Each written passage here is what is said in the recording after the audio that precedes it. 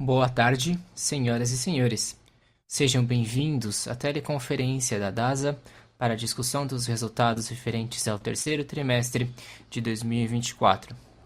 Esta teleconferência está sendo gravada e o replay poderá ser acessado no site da companhia www.dasa3.com.br. A apresentação também estará disponível para download. Informamos que todos os participantes estarão apenas ouvindo a teleconferência durante a apresentação, e em seguida iniciaremos a sessão de perguntas e respostas quando mais instruções serão fornecidas.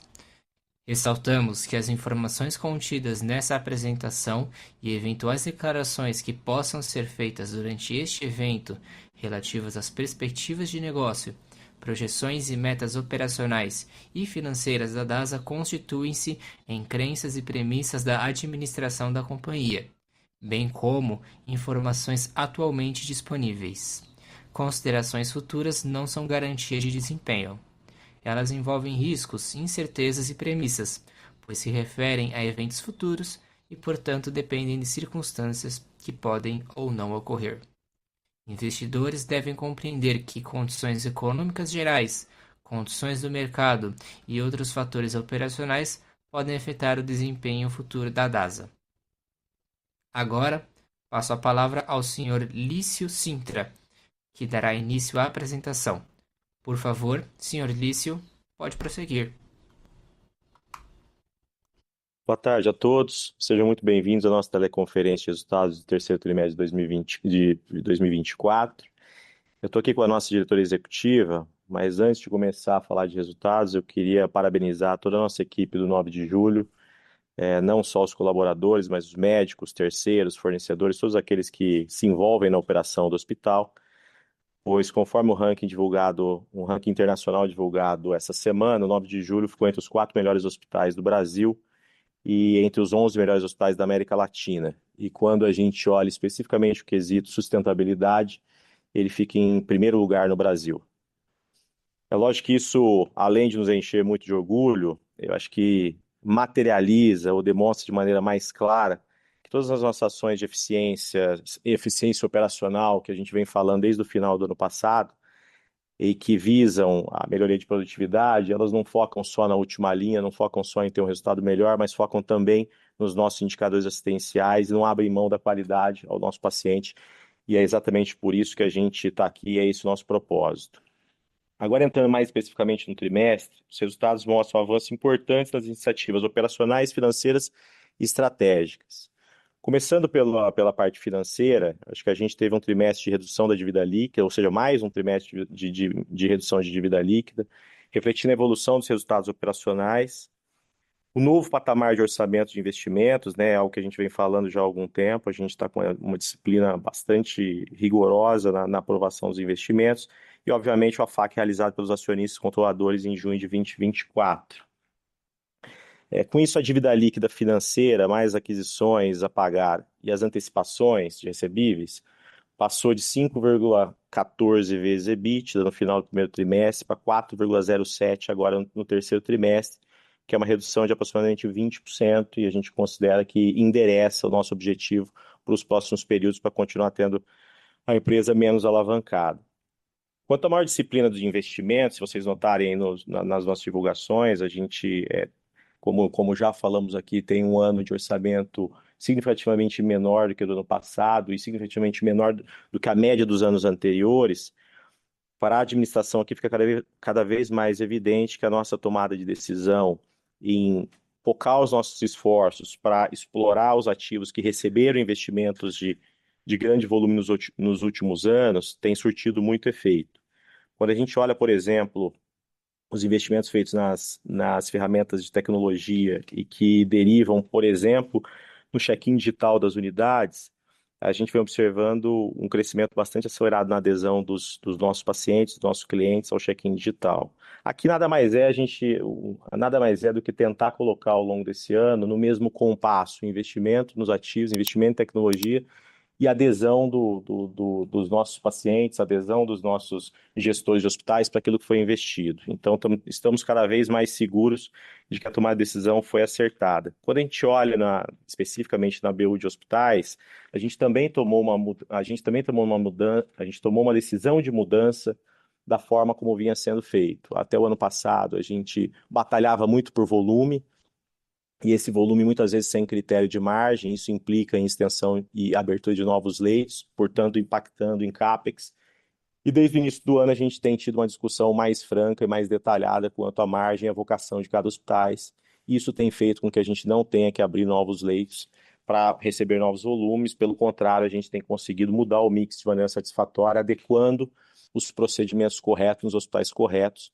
Essa é uma jornada junto às fontes pagadoras, não é simplesmente não atender os usuários ou descredenciar as fontes pagadoras, e sim uma revisão completa de portfólio, uma revisão completa de equipes cirúrgicas. A gente tem feito isso ao longo do ano e isso nos deixa bastante otimistas para uma realidade bem diferente o ano que vem.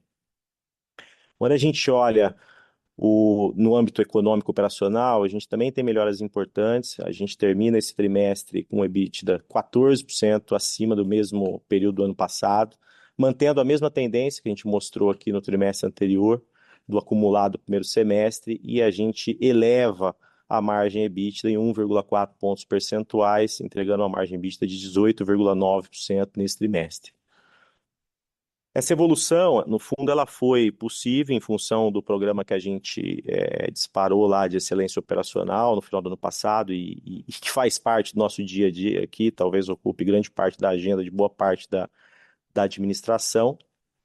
E se vocês olharem, esse programa permitiu também uma redução de 12% nas despesas ajustadas do terceiro trimestre de 24 em relação a 23. E só relembrando aqui, como eu tenho falado nas outras interações com vocês, aqui a gente não tem nenhuma grande mágica, nenhum grande salto, mas a gente tem um trabalho com consistência, a gente acredita que esse trabalho vai continuar surtindo frutos nos próximos períodos, assim como vem surtindo desde o primeiro trimestre desse ano, quando a gente iniciou o trabalho. Quando a gente fala de receita, a gente tem mais um trimestre de incremento de receita. Quando a gente olha a receita consolidada, a gente tem um acréscimo de 6% trimestre contra trimestre. Foi novamente um crescimento com qualidade, resultado do aumento de volume e ocupação nas duas BUs, e para a gente bastante satisfatório quando a gente leva em consideração que a gente tem feito aquela disciplina quanto ao mix de procedimentos e, portanto, a gente tem evitado volume e faturamento de procedimentos que não fazem sentido ou sob o aspecto de margem ou sob o aspecto de vocação dos hospitais. Se a gente olha casado a tudo isso, em geral, quando tem uma busca de eficiência muito forte, uma disciplina muito, muito forte de controle, principalmente de headcount na operação, a tendência é que o NPS piore e a gente, felizmente, vem conseguindo equilibrar isso de maneira bastante exitosa na nossa interpretação. Havia falado no trimestre passado que nós havíamos batido o recorde do nosso NPS, e nesse trimestre a gente bate novamente o recorde do NPS, e isso se linka lá a premiação obtida pelo Hospital 9 de Julho, no qual mostra que a gente tem feito as mexidas que têm que ser feitas, mas pensando numa companhia no médio e longo prazo e não no curto prazo. Certamente, se quisesse sacrificar a qualidade, poderíamos ter um resultado de curto prazo maior, mas esse não é o espírito dessa administração. No âmbito estratégico, a gente também havia anunciado lá que o foco total nosso seria no nosso core, que é diagnóstico, hospitais e oncologia, portanto a gente tem alguns ativos que não fazem ou não tem tanta relação com esse core. Um deles é a das empresas, que basicamente faz corretagem e consultoria de seguros, e a gente anunciou mês passado a venda desse ativo por 255 milhões de reais, dos quais 195 milhões de reais no ato de fechamento, 10 milhões com prazo de 1 ano para pagamento e um earn-out de 50 milhões a ser pago nos próximos anos, e a gente tem a expectativa que o fechamento dessa transação ocorra nas próximas semanas. Essa transação está alinhada, como eu disse anteriormente, ao foco central nosso, que é basicamente diagnóstico, hospitais e oncologia, e continuamos nesse mesmo espírito para encarar os demais ativos que compõem a DASA de hoje, não fazem parte, não têm relação com esses três negócios. Por fim, eu quero chamar a atenção aqui. Estou muito, muito otimista com a quantidade de oportunidades que a gente tem encontrado no redesenho das estruturas que a gente está fazendo para receber os hospitais Américas dentro das nossas BUs. Como a gente falou aqui anteriormente, negociação feita com a Américas, no qual a gente amplia a nossa plataforma de hospitais, faz com que a gente tenha internamente um redesenho das duas estruturas de diagnóstico de hospitais, fazendo com que elas operem independentemente, e nesse redesenho a gente tem encontrado inúmeras oportunidades, e que eu vou relatar um pouquinho mais disso no final, após a fala do André.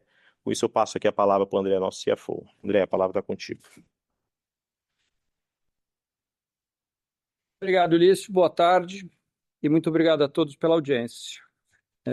Passando para o slide 5, onde nós apresentamos o desempenho do segmento de hospitais e oncologia, que chamamos de BU1.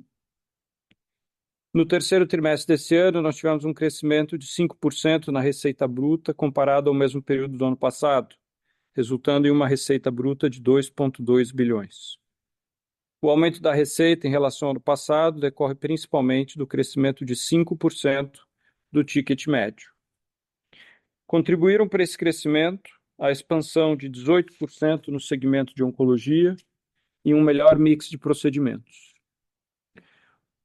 Já o volume de pacientes dia nos hospitais ficou praticamente estável em relação ao terceiro trimestre de 23, em decorrência principalmente da interrupção de certos procedimentos, operações e atendimentos menos rentáveis. Isso é resultado de um trabalho de mapeamento da rentabilidade de cada hospital por tipo de procedimento e atendimento e por operadora, determinando quais não se justificam do ponto de vista de lucro econômico. Em outras palavras, levando em consideração todos os benefícios e custos marginais envolvidos, incluindo, por exemplo, o contas a receber. Nós estimamos que nesse terceiro trimestre, essa iniciativa reduziu o crescimento da receita bruta em aproximadamente 50 milhões de reais, com impacto direto no lucro. Porém, ela permitirá melhores resultados ao longo do tempo, seja pela incorporação de novas receitas com adequada rentabilidade, seja pela redução de custos ou despesas que possam ser evitadas.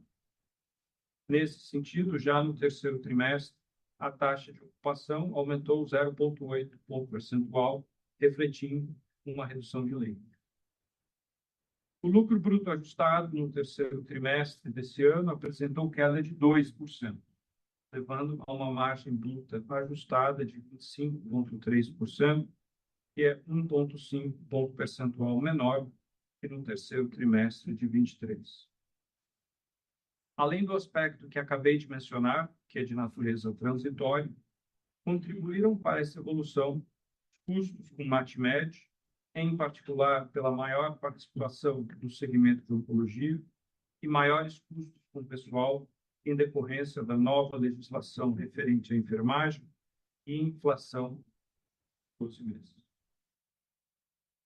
Tanto o lucro bruto e a margem bruta ajustada que foram reportados no terceiro trimestre, terceiro trimestre de 23, não são diretamente comparáveis ao patamar atual, em função da revisão do modelo estatístico de provisionamento de glosa que ocorreu no quarto trimestre e, adicionalmente, uma menor provisão para remuneração variável no terceiro trimestre de 23, pela menor progressão de resultados.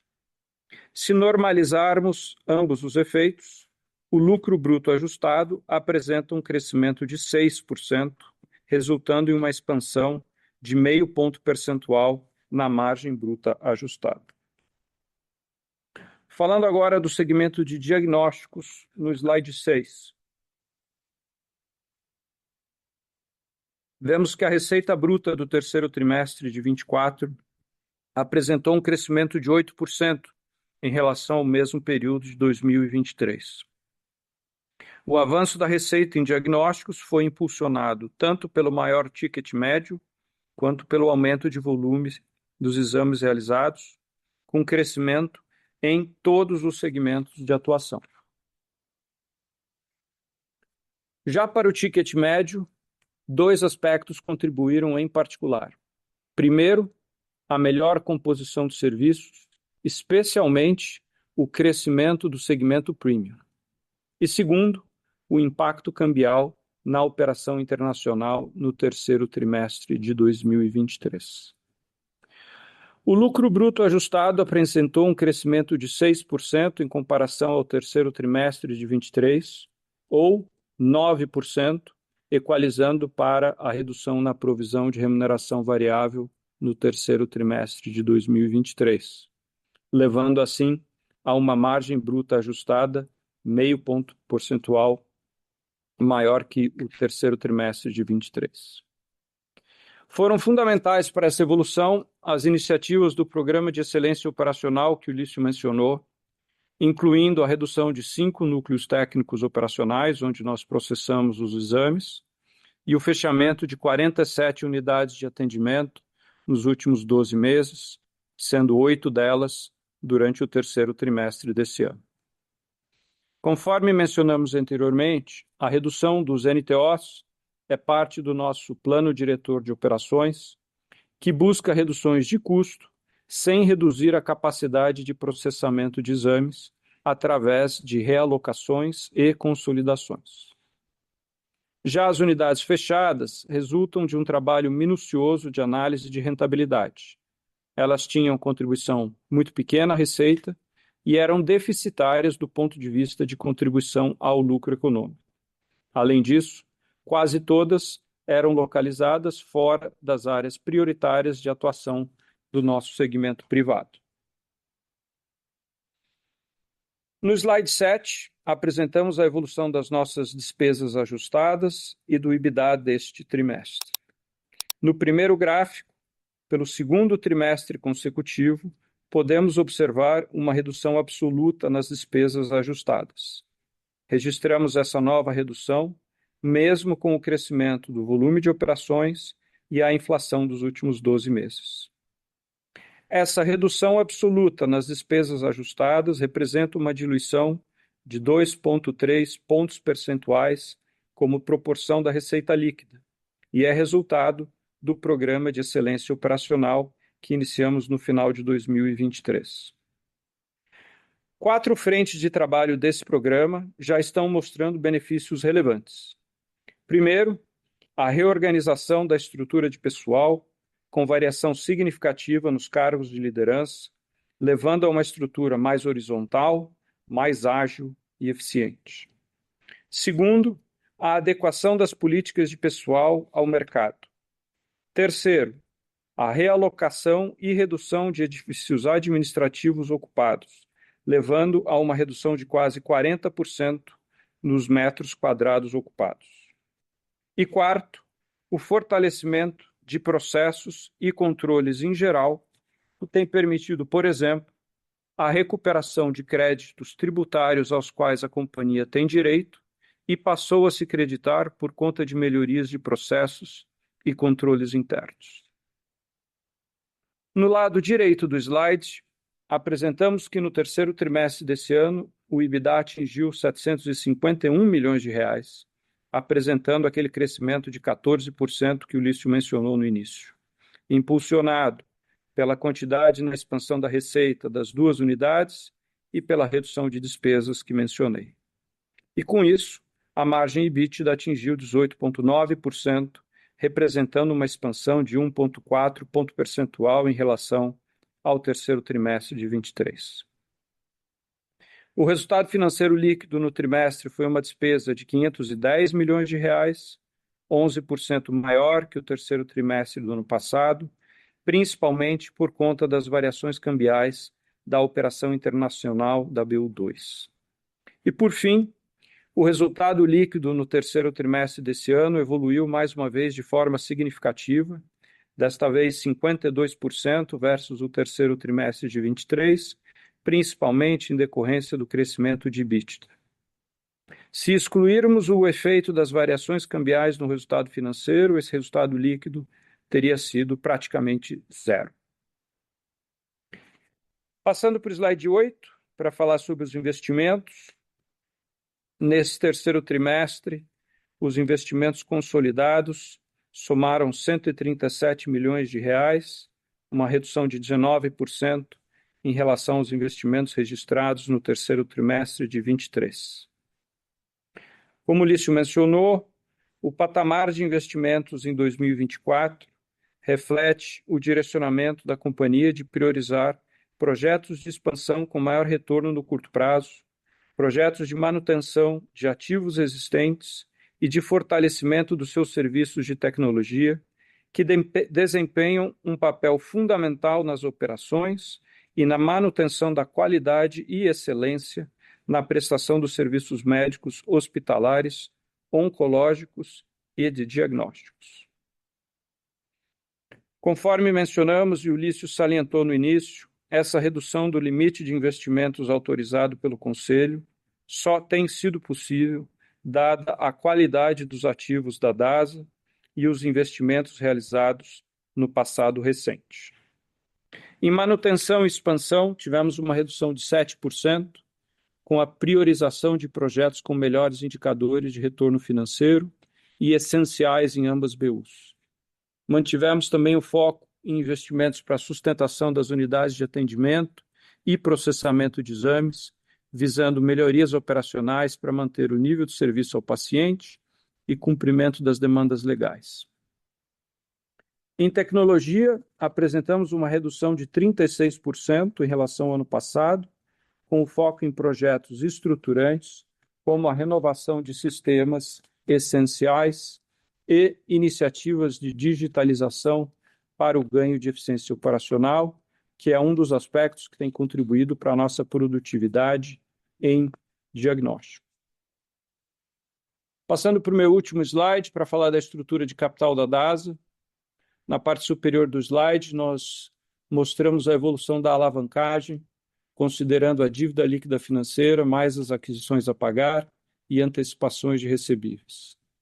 O indicador reportado no terceiro trimestre é de 4,07 vezes, o que representa, em relação ao primeiro trimestre, uma redução significativa de 20% na alavancagem da companhia. Isso decorre do AFAC realizado pelos controladores e pela melhora do desempenho operacional. Este em si subdivide-se na melhora do EBITDA, no esforço na gestão de capital de giro e no novo patamar de investimentos da companhia.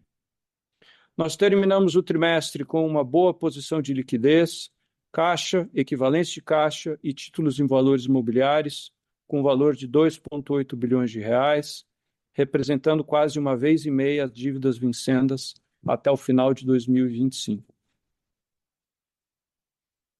Por fim, o prazo médio de recebimento cresceu 4 dias em relação ao final do segundo trimestre de 24, quando havia decrescido 2 dias.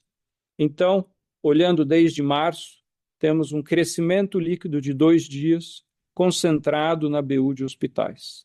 Como é sabido, isso tem sido um aspecto setorial e que nós estamos endereçando, de um lado, com ações de melhorias internas de processos e sistemas, e de outro, com a crescente seletividade nas atividades de hospitais.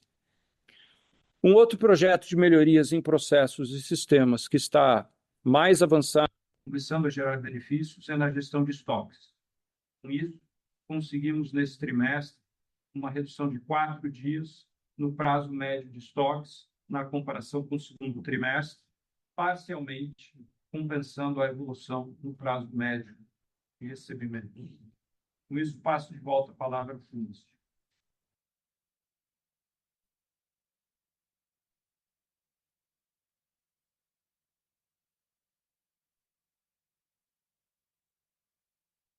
Obrigado, André. Antes da gente finalizar a apresentação, eu queria informar que a execução das etapas previstas no acordo de associação com a AMIL, já descrita no último trimestre, segue em pleno andamento. A gente submeteu oficialmente ao CAD em setembro e a gente tem seguido aqui os trabalhos internos de organização e preparação do perímetro da transação. E aí eu queria chamar a atenção para 2 pontos. O primeiro dentro dessa preparação para o perímetro da transação, assim como eu falei um pouquinho lá na minha introdução, a gente tem feito uma profunda revisão de processos, a gente tem gasto boa parte do nosso tempo revisando processos e entendendo cada caixa, cada função, o quanto agrega por core e para qual das BUs faz mais sentido mantê-las. E a gente tem identificado áreas que não necessariamente precisam existir pós-separação, áreas que eventualmente precisam continuar existindo, mas de maneira menos relevante do que é hoje. Isso tem nos deixado bastante otimista com a possibilidade e apontando numa grande otimização de G&A próximo ano. O segundo ponto é quando a gente olha o perímetro específico da transação, né, e relembrando que lá atrás a gente reportou um EBITDA conjunto dos nossos hospitais e dos hospitais do Américas de 770 milhões. Quando a gente olha só o nosso perímetro, que nos primeiros 3 meses a gente está entregando 589 milhões no acumulado. Isso anualizado daria 786 milhões, que dá mais de 30% de crescimento em relação ao ano passado. E quando a gente olha o último trimestre, a notícia é ainda mais animadora, porque a margem EBITDA do ano passado de 10,6%, ela salta para 13,3%. Isso, evidentemente, faz com que a gente, pós-fechamento, tenha uma empresa de hospitais muito menos alavancada do que a percepção inicial, na qual a gente considerava a dívida de 3,850 milhões, que é a dívida a ser alocada nessa JV, considerando o EBITDA de 2023, foi de 770 milhões. Portanto, essa melhora expressiva no EBITDA desses hospitais do perímetro nos dá a segurança que essa empresa nasce com um nível de endividamento substancialmente menor do que o projetado inicialmente. Com isso, a gente chega ao fim da nossa apresentação e passo agora para a sessão de perguntas e respostas. Iniciaremos agora a sessão de perguntas e respostas para investidores e analistas. Caso deseje fazer alguma pergunta, por favor pressione o botão levantar a mão. Se a sua pergunta for respondida, você poderá sair da fila clicando em abaixar a mão. Caso deseje fazer uma pergunta por escrito, por favor digite sua pergunta no campo Q&A, seguido de seu nome e sua companhia. Aguarde enquanto coletamos suas perguntas. Nossa primeira pergunta vem do Sr. Samuel Alves, do BTG Pactual. Sr. Samuel, seu microfone está liberado. Boa tarde, Lício, Covre e demais diretores. São duas perguntas aqui do nosso lado. A primeira é até um follow-up desse slide sobre o acordo de associação, né, entre a Rede Ímpar e a Rede Américas. Vocês poderiam dar um pouco mais de detalhes se já foi definido como que se dará a estrutura de dívida na transferência, né, da dívida da holding para essa caixinha? Essa é a primeira pergunta. E uma segunda pergunta, também relacionada com o endividamento da companhia, né, e a gente notou aí uma melhora importante, né, nos indicadores de forma geral. Era só para bater com vocês, como que vocês veem hoje os indicadores de dívida vis-à-vis os covenants de dívida, se vocês pudessem relembrar a gente das datas de aferição, níveis restritivos, mais para mostrar o quanto que existe de graus de liberdade vis-à-vis essas restrições. Obrigado.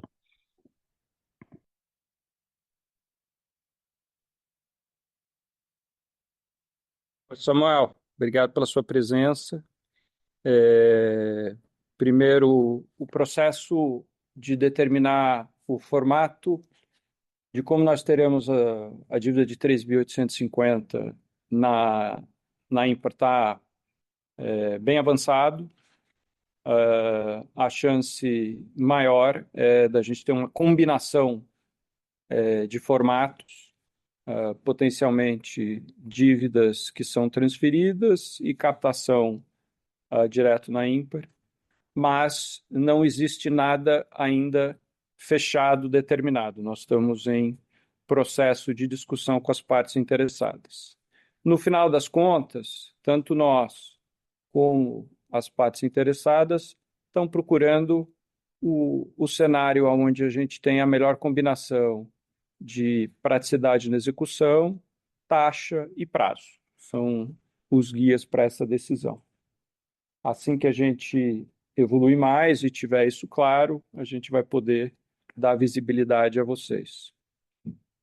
Segundo, sobre os indicadores de covenants, nós tivemos nesse trimestre basicamente uma estabilidade, né? Foi por volta de 3,50 nos 2 últimos trimestres, esse e o segundo trimestre. Mas mais importante, como você mencionou, o indicador de dívida líquida, mais aquisições a pagar, mais antecipações, está apresentando uma redução significativa. Você viu ali no slide 20% desde o terceiro de março. E na combinação de melhoria nos resultados, CAPEX no novo patamar que o Lício descreveu e os nossos esforços em capital de giro, a tendência é que esse número tenha uma redução significativa durante o ano que vem. Obrigado, Covre. Boa tarde.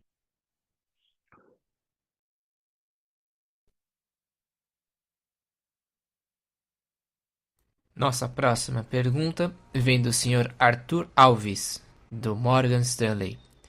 Senhor Arthur, seu microfone está liberado.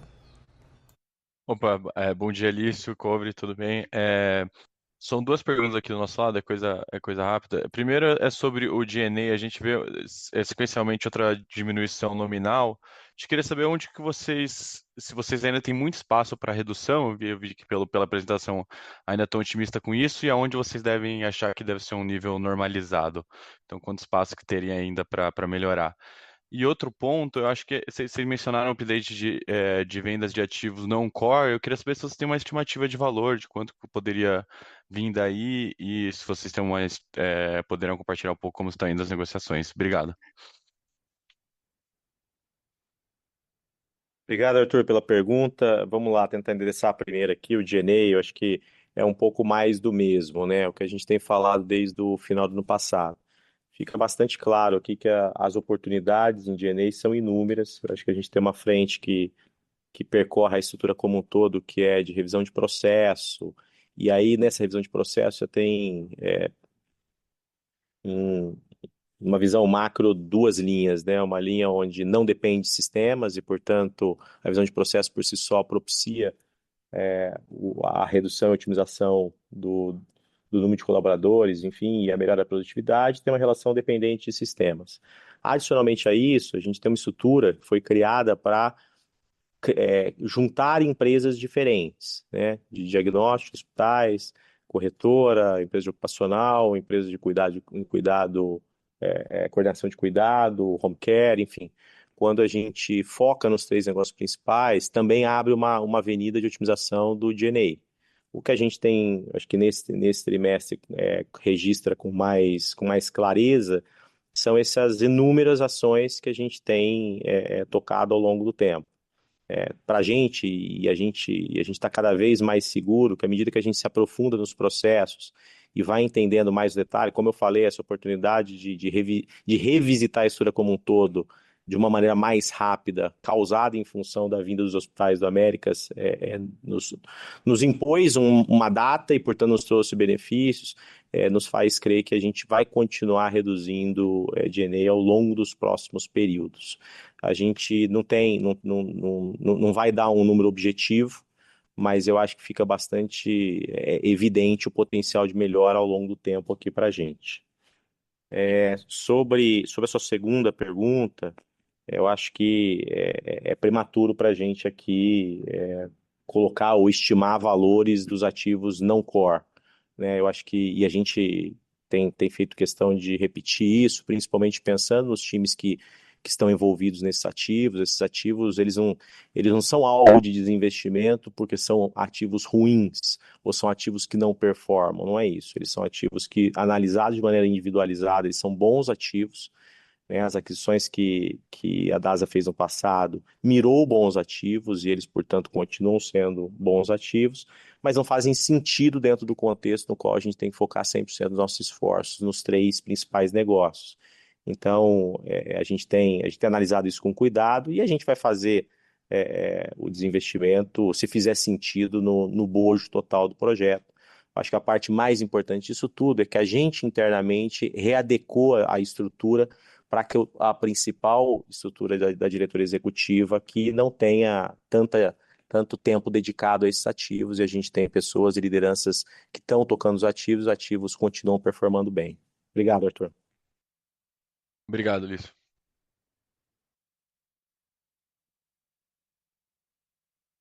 Nossa próxima pergunta vem do senhor Luca Marquezini, do Itaú BBA. Senhor Luca, seu microfone já está liberado. Boa tarde, pessoal, tudo bem? Duas perguntas do nosso lado. A primeira é em relação a ticket, né, na BO2, né, diagnósticos. A gente viu um crescimento aí perto de inflação, que vocês comentam que teve influência do mix de procedimentos, mas a gente também queria entender se houve alguma influência de um cenário competitivo mais benéfico, né, para a companhia. Então, se puderem comentar um pouco sobre a dinâmica competitiva nesse segmento, acho que ajudaria, por favor. E a segunda seria também um gancho, né, das respostas anteriores em relação à alavancagem, né? Então, pensando na estrutura de capital hoje da companhia, a gente queria entender qual é a visão em relação a oportunidades de desinvestimento aqui, e como andam possíveis negociações nesse sentido, por favor. Oi, Luca, é o Luquezzi falando. Obrigado pela pergunta. Falar aqui do ticket da BU2. A gente viu um incremento importante de ticket esse trimestre. Acho que a mensagem aqui a gente continua super disciplinado no nosso crescimento para trazer tickets saudáveis aqui para a companhia. Então, o crescimento do ticket aqui, acho que são algumas dimensões. A primeira é reajuste de preço. A gente tem conseguido avançar nessa frente, buscando compensar aí pelo menos parte da inflação. Tem uma questão de mix mais favorável, a gente cresce mais no segmento premium, também ajuda o nosso crescimento de ticket, mas independente do segmento, a gente está muito disciplinado em crescer, mas crescer com tickets saudáveis, respeitando a nossa segmentação de marcas e de negócios, e acho que essa disciplina tem feito a gente compor um bom crescimento entre volume e preço nesse trimestre. É assim que a gente espera seguir crescendo aqui para frente. Agora eu vou encaminhar aqui para a segunda pergunta. Oi, Luca, aqui é André, tudo bem? Eu acho que o que eu posso adicionar ao que o Lício falou já sobre esse tema é que o trabalho de desalavancagem da companhia é o resultado de três fatores. Primeiro, o trabalho de desempenho operacional, que, como mencionei, ele se divide em melhora de resultados, CAPEX e capital de giro. Segundo, a própria consumação da transação com a Amil, que faz uma transformação do nosso negócio de hospitais e provoca uma realocação geográfica da dívida entre as duas empresas. E terceiro, os potenciais desinvestimentos, sobre os quais, nesse momento, a gente não tem nenhum elemento novo para ser anunciado desde as últimas comunicações escritas que foram feitas. Perfeito, pessoal. Muito obrigado. A sessão de perguntas e respostas está encerrada. Gostaríamos de passar a palavra ao Sr. Lício para que faça suas considerações finais. Agradeço a participação de todos vocês na teleconferência de resultados desse trimestre, terceiro trimestre de 24, e quero reforçar aqui, gente, que nessa fase de muitas mudanças, a gente continua firme aqui, trabalhando incansavelmente para melhora de produtividade, melhora de performance e entregar uma empresa cada vez menos alavancada. Muito obrigado a todos. A teleconferência da DASA está encerrada. Agradecemos a participação de todos e tenham uma boa tarde.